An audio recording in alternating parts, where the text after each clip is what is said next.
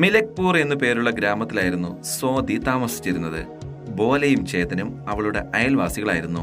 അവർ ഒരേ സ്കൂളിലാണ് പഠിച്ചിരുന്നത്. എല്ലാ ദിവസങ്ങളിലെയും പോലെ ഇന്നും സ്വാതിയും കൂട്ടുകാരും കറങ്ങാൻ പോയി. അവർ പോയി ഒരു ഗുഹയുടെ ഉള്ളിലെത്തി. അവിടെ എന്താ സംഭവിച്ചത് നോക്കാം. എടാ, എനിക്ക് നല്ല പേടി തോന്നുന്നുണ്ട്. വാ, നമുക്ക് പുറത്തേക്ക് പോകാം. ദാ ഇവള് പേടിച്ചു. എടി, ഇത് വെറുമൊരു ഗുഹയാണ്. ഇതിൻ്റെ ഉള്ളിൽ എന്താണെന്ന് നോക്കിട്ട് വരാം. വാ, ഒരുപക്ഷെ ഇതിൻ്റെ ഉള്ളില് പ്രേതം ഉണ്ടെങ്കിലോ, നമുക്ക് കണ്ടൂടെ? എടാ, ഇതിന്റെ ഉള്ളില് പ്രേതമൊന്നും ഇല്ലടാ. അതേടാ, ഇവിടെ പ്രേതമൊന്നുമില്ല.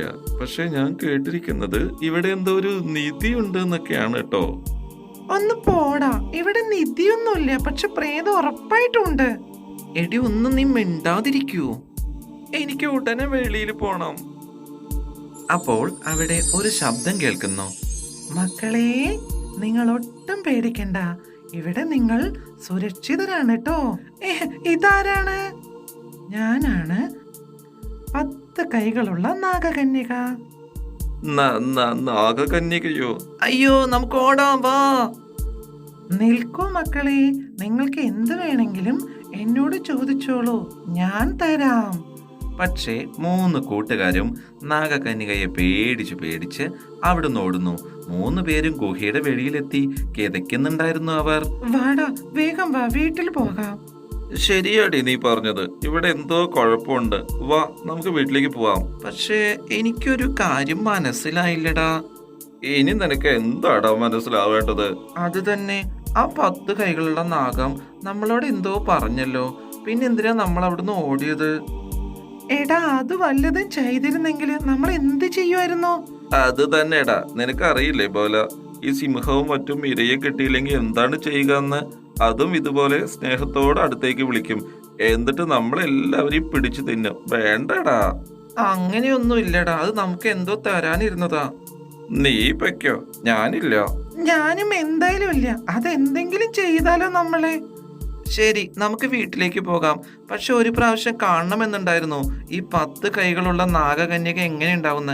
അത് നടന്നു. ശരി, ഇനി നീ മിണ്ടാതെ നടക്ക് വീട്ടിലേക്ക്. 3 പേരും തിരിച്ചു വീട്ടിലേക്ക് പോകുന്നു.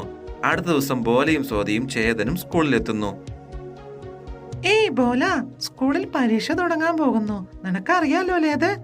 ഓ അറിയാം, എന്റെ ക്ലാസ്സിലും വന്ന് സാറ് പറഞ്ഞിരുന്നു. അതെ, ഇപ്രാവശ്യം സ്കൂളിൽ ഒന്നാമതെത്തുന്ന ആൾക്ക് സൈക്കിള് സമ്മാനമായിട്ട് കിട്ടല്ലേ? എന്റെ അടുത്ത് സൈക്കിളില്ല. പക്ഷേ എനിക്ക് എങ്ങനെയാണ് ഒന്നാമനാകാൻ പറ്റുക പഠിച്ചിട്ട്? അത് ശരിയാ, മാഷ് ഇതും കൂടെ പറഞ്ഞിരുന്നു. സെക്കൻഡ് ആവുന്നവർക്ക് കളിപ്പാട്ടങ്ങൾ ലഭിക്കുമെന്ന്. ഞാനും കുറെ ദിവസമായിട്ട് കളിപ്പാട്ടങ്ങൾ വേണമെന്ന് പറയുന്നു. പക്ഷേ നമ്മളെ കൊണ്ട് അത്ര പഠിക്കാൻ പറ്റില്ലല്ലോ. പിന്നെ എങ്ങനെയാ നമുക്ക് ഈ സമ്മാനങ്ങൾ കിട്ടുക? 3 പേരും വിഷമത്തോടെ വീട്ടിലേക്ക് പോകുന്നു. പാതി വഴിയിലെത്തിയപ്പോൾ ബോലയ്ക്ക് ഒരു കാര്യം ഓർമ്മ വന്നു. എടാ, ഞാനിപ്പോ ഓർത്തത് നമുക്ക് ആ 10 കൈകളുള്ള നാഗകന്യകയുടെ അടുത്ത് പോയാൽ എന്താ? കാരണം അവർ പറഞ്ഞല്ലേ എന്ത് വേണമെങ്കിലും ചോദിച്ചോളൂ എന്ന്. ഒന്ന് പോയി നോക്കിയാലോ? നീ പൊയ്ക്കോ പോനെ, നിനക്ക് നല്ലോണം കിട്ടും. അല്ല, 10 കൈകളുള്ള നാഗകന്യകയ്ക്ക് നമ്മൾ എന്തെങ്കിലും ചെയ്യണമെങ്കിൽ അത് ഇന്നലെ ചെയ്യായിരുന്നല്ലോ. അവർ അങ്ങനെയൊന്നും ചെയ്തില്ലല്ലോ. അതുകൊണ്ട് നമുക്ക് അവരെ വിശ്വസിച്ചിട്ട് പോകാം ട്ടോ. സ്വാതി, നമുക്ക് 2 ആൾക്കും കൂടെ അവിടേക്ക് പോയാലോ? സ്വാതിയും ബോലയും ആ 10 കൈകളുള്ള നാഗകന്യയുടെ അടുത്തേക്ക് പോകുന്നു. പറയൂ മക്കളെ, നിങ്ങൾക്ക് എന്താണ് വേണ്ടത്? നാഗകന്യകെ, ഞങ്ങൾക്ക് സ്കൂളിൽ ഒന്നാമതെത്തണം. എന്നാലേ ഞങ്ങൾക്ക് സമ്മാനം കിട്ടുള്ളൂ. മക്കളെ, അറിവ് നേടണമെങ്കിൽ നമ്മൾ തനിയെ പഠിച്ചേ മതിയാവൂ. സമ്മാനങ്ങൾ തനിയെ ലഭിച്ചോളും. നാഗകന്യകെ, ഞാൻ പഠിച്ചതൊക്കെ മറന്നു പോകുന്നു. എന്തേലും ചെയ്യാമോ? പഠിച്ചതൊക്കെ നിങ്ങൾക്ക് ഓർമ്മ വരട്ടെ എന്ന് ഞാൻ നിങ്ങളെ അനുഗ്രഹിക്കുന്നു. നിങ്ങൾ 2 പേരും ഒന്നാമതെത്തട്ടെ. സ്വാതിയും ബോലയും അത് വിശ്വസിക്കുന്നു. എന്നിട്ടവർ നന്നായിട്ട് പഠിക്കാൻ തുടങ്ങി. കുറച്ച് ദിവസം കഴിഞ്ഞ് പരീക്ഷ നടന്നു. അതിൽ അവർ 2 പേരും ടോപ്പേഴ്സായി. പിന്നെ അവർ മനസ്സിൽ ആഗ്രഹിച്ച പോലെ സമ്മാനങ്ങളും അവർക്ക് ലഭിക്കുന്നു. ഇതുപോലെയുള്ള ഇൻട്രസ്റ്റിംഗ് സ്റ്റോറികൾക്കായി ചാനൽ സബ്സ്ക്രൈബ് ചെയ്യൂ. ബെൽ ഐക്കൺ പ്രസ് ചെയ്യാൻ മറക്കല്ലേ.